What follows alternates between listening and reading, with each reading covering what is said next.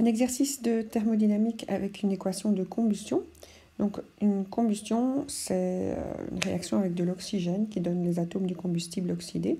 Alors l'éthène, il était dans le tableau où on avait les tables d'enthalpie de formation. Donc l'éthène, c'est C2H4, nous dit-on. On va le faire réagir avec de l'oxygène pour le brûler. Et on va obtenir les atomes du combustible oxydé, ici du carbone, donc ça va donner du CO2, et de l'hydrogène, donc ça va nous donner de l'eau. On pondère l'équation, l'éthène contient 2 carbones et 4 hydrogènes, donc il faut rajouter des 2 devant CO2 et H2O. Après on compte les oxygènes, 4 apportés par le CO2 et 2 dans l'oxygène. Ça nous fait 6 atomes d'oxygène, donc je mets un 3 pour pondérer complètement l'équation.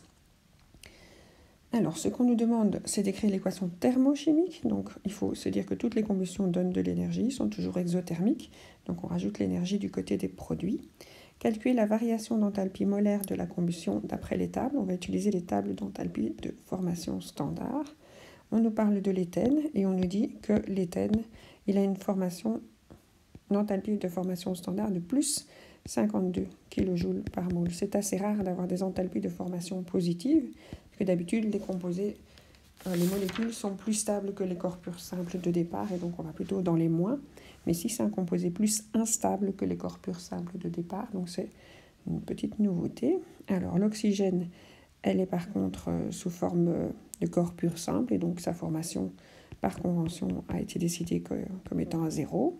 Le CO2, il faut chercher le CO2 gazeux lors d'une combustion, pareil pour l'eau.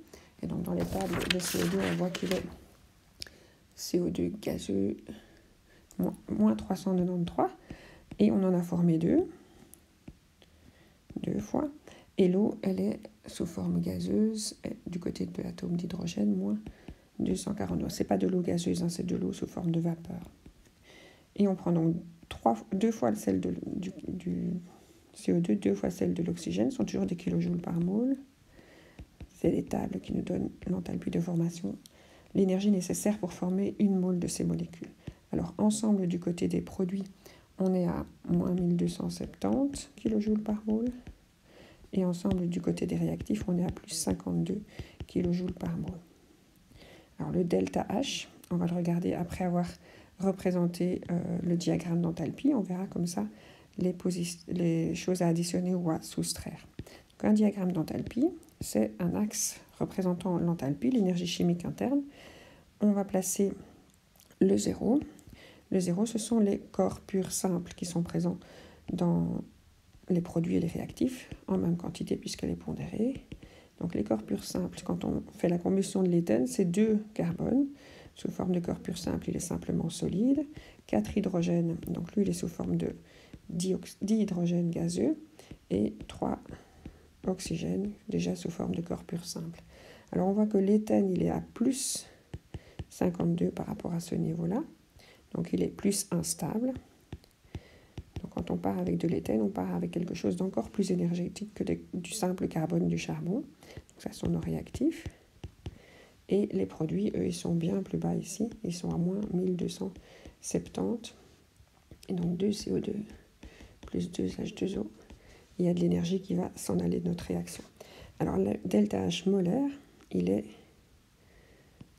entre les réactifs et les produits. Donc des réactifs jusqu'aux produits.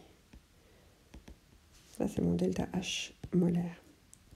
Alors dans ce cas-ci, il va falloir prendre 2 valeurs négatives. Donc le 52 quand on va vers le bas. Donc le delta H molaire, on va le calculer en utilisant la variation d'enthalpie de formation standard des réactifs et le delta H de formation standard des produits. Et on va additionner ou soustraire. Donc le 52, on va en fait aller vers le bas, vers les réactifs. Donc on va utiliser quelque chose de négatif. Donc on va inverser son signe.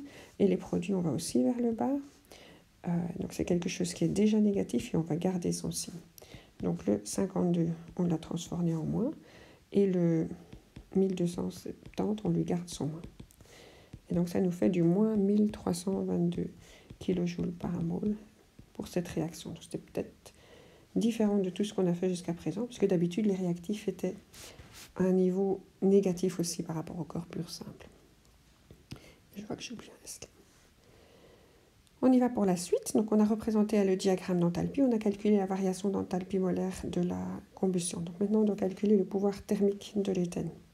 Donc, le pouvoir thermique, c'est une grandeur qui informe sur le nombre de mégajoules que donne 1 kg de combustible. Ça ne concerne donc que des combustibles. On peut aussi considérer que ce sont des kilojoules par gramme. Donc, c'est le même chiffre puisqu'on a un rapport de 1000 au-dessus et en dessous de la même façon. Alors, pour obtenir le pouvoir thermique, on va utiliser notre delta H molaire qui, lui, nous donne des kilojoules par moule. Et pour supprimer cette histoire de moule et faire apparaître cette histoire de grammes, on va utiliser une grandeur qui contient les grammes et les moules. C'est la masse molaire. Et on va diviser. Ça va nous permettre de simplifier les moules et d'avoir nos kilojoules par gramme. Donc on reprend ce qu'on vient de calculer ici et on le divise par la masse molaire de l'éthène. Alors la masse molaire de l'éthène, c'est 2 fois 12 plus 4 fois 1, ça nous fait 28 grammes par moule. Alors 1322 divisé par 28, ça nous fait 47,2. Alors ce sont des kilojoules par gramme ou des mégajoules par kilo. Mais il faut donner les unités internationales, enfin les vraies unités habituelles du pouvoir thermique. Mégajoules par kilo. Alors la dernière question était peut-être une tâche. Donc on vous demandait quel volume d'éthène, donc c'est un gaz, un volume de gaz, va-t-on brûler pour fournir 100 kJ d'énergie thermique. Donc l'information qu'on a, c'est une énergie thermique de 100 kJ, ça c'est un Q, c'est ce qu'on souhaite faire pour chauffer de l'eau, une piscine ou de l'air, une pièce, tout ce qu'on veut. Et la question qu'on nous pose, c'est le volume de gaz. Alors on va devoir utiliser des informations sur le combustible, soit le pouvoir thermique, soit le delta H molaire. Il y a moyen de le faire par les deux façons, à partir des deux grandeurs.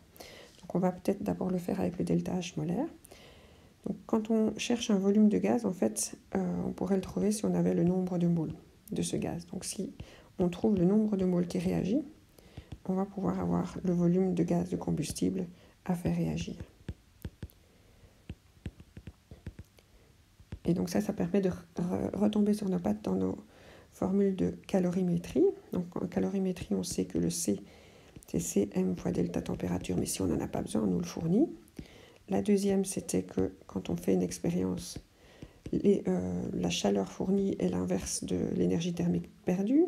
Et ce qu'on sait aussi que si on veut repasser aux valeurs de table, il faut considérer le nombre de moles qu'on a utilisé dans l'expérience. Et donc ici, on va utiliser la première, donc le delta H, enfin la deuxième, pardon. Encore une fois. Donc le delta H on a déjà, pourquoi je réécris encore? Donc le delta H expérience est égal à moins Q, donc je fais simplement moins 100 kJ. Et la troisième formule, je vais la retourner pour avoir N égale ce que je cherche.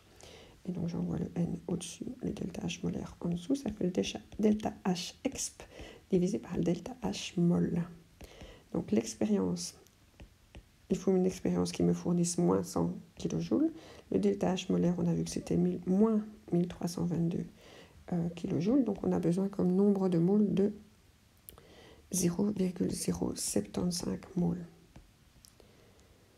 Et c'est quelque chose de positif, sinon on aurait de la matière négative et ça n'irait pas. Donc il nous reste à transformer ce nombre de moles en volume de gaz. Et donc entre volume et moles, on va utiliser le volume molaire des gaz. Donc le volume molaire des gaz, c'est le nombre de moles. Et le volume molaire en interaction, on va regarder si on multiplie, si on divise. Le nombre de moles, c'est en moles. Le volume molaire, c'est des litres par mole. Et je vais les multiplier. Donc le nombre de moles nécessaire, 0,075. Je multiplie ça par le volume molaire des gaz, 22,4 si je travaille à 0 degré. Mais on pourrait utiliser d'autres volumes molaires si vous voulez. Il suffit d'utiliser PV égale NRT. Enfin, il suffit, ceux qui ont envie. Donc ça nous fait 1,68 litres. Alors, si on avait voulu utiliser non pas le delta H molaire, mais le pouvoir thermique, il y a moyen aussi de s'en sortir. Donc, on a toujours notre Q qui est égal à 100 kJ. On a notre pouvoir thermique qui nous donne le nombre de kilojoules par kilo, ou de kilojoules par gramme, pardon. 47,2 kJ par gramme. Et donc ces deux grandeurs-là vont nous permettre d'obtenir la masse. Et à partir de la masse, je pourrais aller vers le nombre de moles et vers le volume de gaz. Alors la masse, comment je vais la voir? Je vais utiliser mes kilojoules, mes kilojoules par gramme.